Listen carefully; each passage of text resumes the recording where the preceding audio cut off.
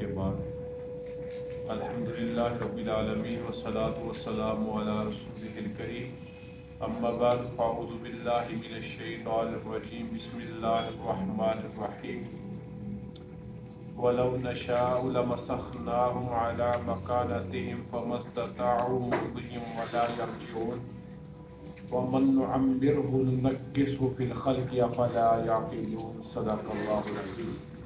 اللهم صل على محمد وعلى آل محمد كما صليت على إبراهيم وعلى آل إبراهيم إنك حميد مجيد اللهم بارك على محمد وعلى آل محمد كما باركت على إبراهيم وعلى آل إبراهيم إنك حميد مجيد رب زدني علما رب اشرح لي صدري ويسر لي أمري واحلل عقدة من لساني يفقهوا قولي۔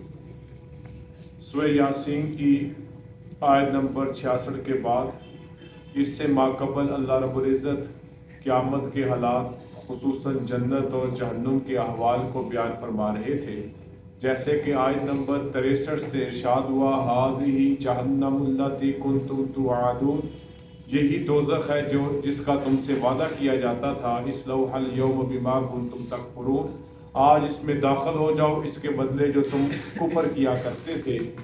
اور پھر اللہ رب العزت اسی دن کا تذکرہ فرما رہے ہیں الیوم نختم علی افواہہم، اس دن اللہ تعالیٰ ان کے منہوں پر مہر لگا دیں گے، یعنی منہ کچھ نہیں بول سکیں گے، بطور گواہی انسان کے اعضاء اس کے خلاف کھڑے ہو جائیں گے، جیسے کہ پچھلے درس میں بات ہوئی وَتُكَلِّمُنَا أَيْدِيهِمْ وَتَشْهَدُ أَرْجُلُهُمْ، اور اس کے ہاتھ بولیں گے، وہ کلام کریں گے، اس کے پاؤں گواہی دیں گے، یعنی جو ہاتھوں سے اور پاؤں سے جو گناہ کیے ہوں گے وہی اس کے خلاف گواہ ہو کر کھڑے ہو جائیں گے، بما کانوا یکسبون، اس پر جو وہ کیا کرتے تھے۔ آگے اللہ فرماتے ہیں وَلَوْ نَشَاءُ لَطَمَسْنَا عَلَىٰ أَعْيُنِهِمْ، اگر ہم چاہیں تو ان کی آنکھیں مٹا ڈالیں، یعنی جہنم کا ان کا ایک عذاب کہ اللہ تعالیٰ ان کی آنکھوں کو، ان کی بینائی کو، ان کی روشنائی کو ختم کر دے، فَاسْتَبَقُوا الصِّرَاطَ، اور وہ راستے کی طرف دوڑیں، فَأَنَّىٰ يُبْصِرُونَ، پھر وہ کیسے دیکھ سکیں گے، یعنی اللہ تعالیٰ کفار کو اندھا کر دیں گے اور پھر ان کو کوئی راہ سجائی نہیں دے گی۔ پھر آگے اللہ فرماتے ہیں، یہ ماقبل کے ساتھ ربطہ اور آگے بات کو بڑھاتے ہوئے وَلَوْ نَشَاءُ لَمَسَخْنَاهُمْ عَلَىٰ مَكَانَتِهِمْ، اور اگر ہم چاہیں تو ان کی صورتوں کو انہی کی جگہوں پہ مسح کر دے۔ کیا معلوم ہوا کہ اللہ تعالیٰ ان کی شکلوں کو بھی بدل دیں اور پھر یہ اپنی اصل شکل کے ساتھ نہ رہیں، یعنی اللہ تعالیٰ ان کے عذابوں میں سے ایک عذاب ہے کہ ان کی شکلوں کو بگاڑ کے رکھ دیں، فَمَا اسْتَطَاعُوا مُضِيًّا وَلَا يَرْجِعُونَ، بس وہ نہ آگے چل سکیں نہ واپس لوٹ سکیں، یعنی اللہ تعالیٰ ان کو اس حال میں کر دیں گے کہ یہ کسی کو منہ دکھانے کے قابل نہیں رہیں گے، یہ ان کا عذاب ہے۔ آگے اللہ فرماتے ہیں انسان پر اپنی ایک نعمت کو بیان کرتے ہوئے اور پھر نعمت کے زوال کو بیان کرتے ہوئے وَمَن نُعَمِّرْهُ نُنَكِّسْهُ فِي الْخَلْقِ، ہم جس کی عمر زیادہ کرتے ہیں بناوٹ میں پھر اس سے الٹا گٹاتے چلے جاتے ہیں، افلا یعقلون، کیا یہ لوگ سمجھتے نہیں۔ کیا معلوم ہوا اس آیت سے؟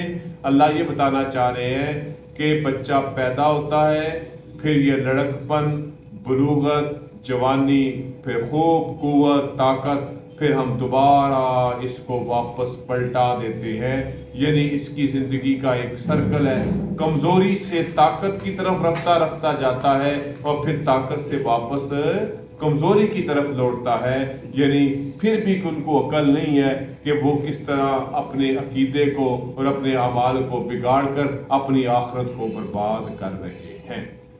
آگے اللہ تعالیٰ نبی علیہ الصلوۃ والسلام پر کفار مکہ ایک تان لگاتے تھے، ایک کذب باندھتے تھے، ایک جھوٹ بولتے تھے کہ نبی علیہ الصلوۃ والسلام جو ہے وہ شعر بنا کر، اس قرآن مجید کو وہ شاعری کا نام دیتے اور شعر بنا کر جو ہے وہ لوگوں کے سامنے پیش کرتے ہیں، تو اللہ تعالیٰ اس کی نفی فرما رہے ہیں وَمَا عَلَّمْنَاهُ الشِّعْرَ وَمَا يَنبَغِي لَهُ، ہم نے نبی کو شعر نہیں سکھایا، نہ یہ اس کے مناسب ہی تھا۔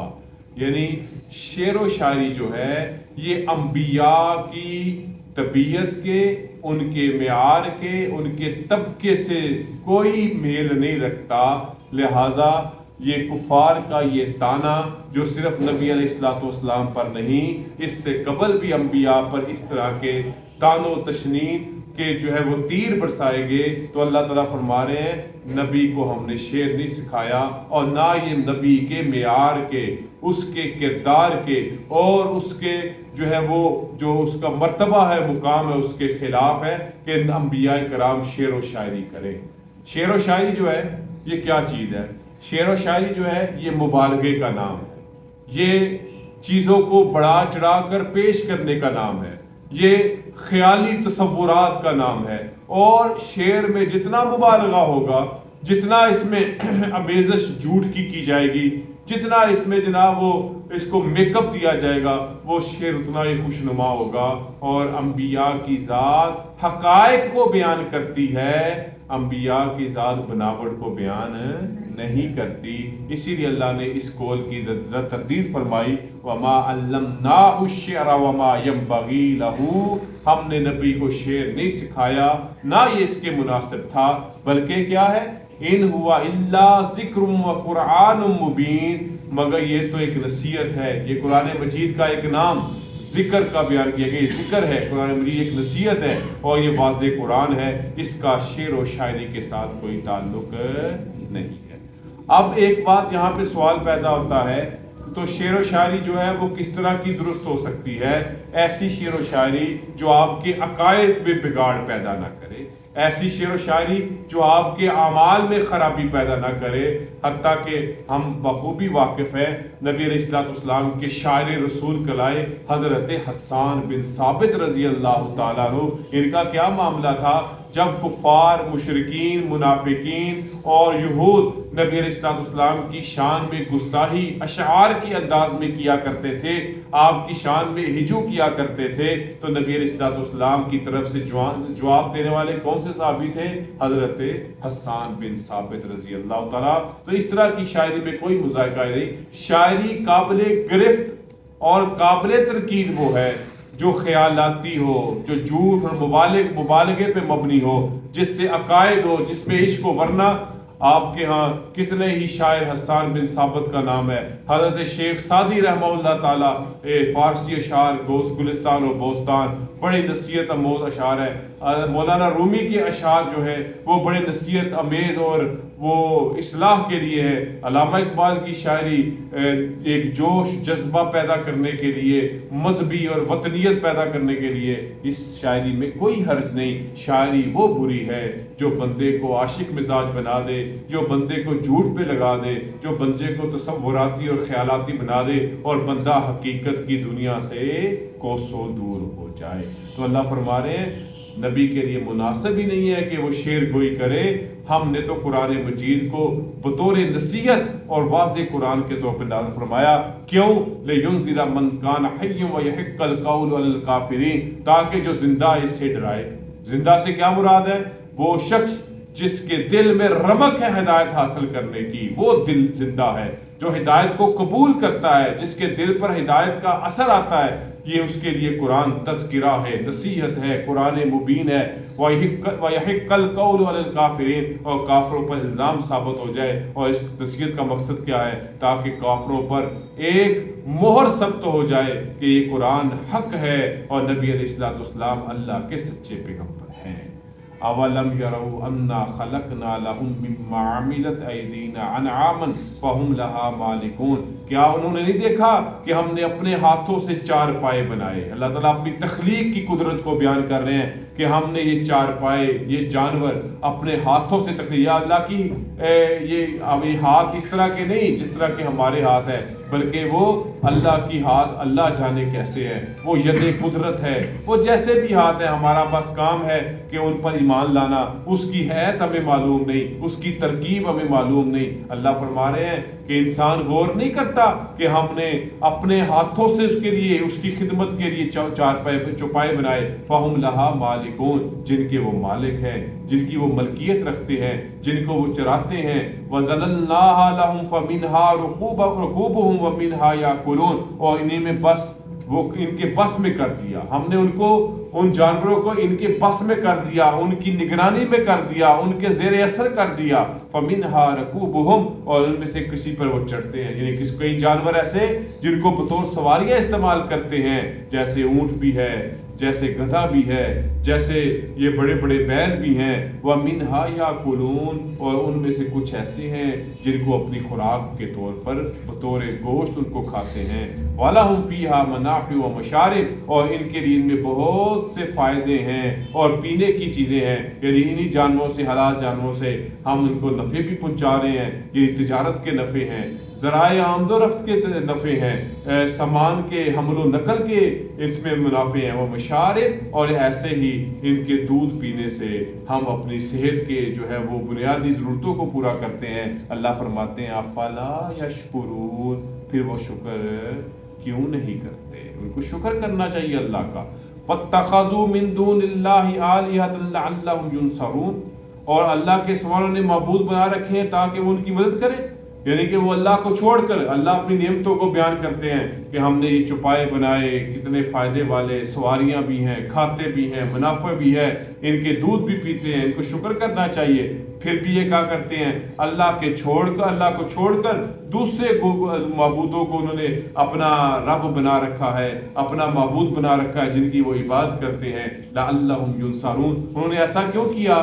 تاکہ یہ ان کی مدد کریں. یہ ان کی کیوں پوجا پاٹ کرتے ہیں؟ تاکہ مشکل میں ان کے وقت آئیں. اللہ فرماتے ہیں یہ ان کا نقطہ نظر، ان کی سوچ، ان کی فکر بالکل باطلانہ ہے. کیوں؟ لا یستطیعون نصرہم، وہ ان کی مدد نہیں کر سکیں.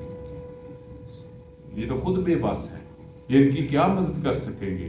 یہ تو خود مٹی کے بت ہیں، یہ ان کی کیا مدد کر سکیں گے؟ یہ خود پیتل کے اور سونے کے بت ہیں، یہ ان کی کیا مدد کر سکیں گے؟ وَهُمْ لَهُمْ جُنْدٌ مُحْضَرُونَ، اور ان کے حق میں ایک فریق ہوں گے جو حاضر کیے جائیں گے. الٹا مدد کرنے کے یہ ان کے خلاف ہو جائیں گے، کہیں گے ہم نے تو نہیں ان کو کہا تھا کہ ایک رب کو چھوڑ کر ہماری عبادت. وہ بجائے جن کو اپنی مدد کا ایک ذریعہ سمجھتے تھے، جن کو کہتے ہیں یہ ہماری مشکل میں وقت مدد کریں گے، اللہ پہلے کہتے ہیں ایک تو یہ ان کی مدد کر نہیں سکیں گے، ان کی طاقت ہی نہیں کہ ان کی مدد کر سکیں، اور دوسرا وَهُمْ لَهُمْ جُنْدٌ مُحْضَرُونَ، بلکہ یہ سارے جو بتوں کے یہ جو بات جن کی کرتے ہیں، یہی سارا گروہ ان کے خلاف ہی ہو جائے گا. ان کے خلقہ یعنی کہ جن سے مدد لے رہے ہیں وہ ان کا فریق مخالف میں داخل ہو جائیں گے.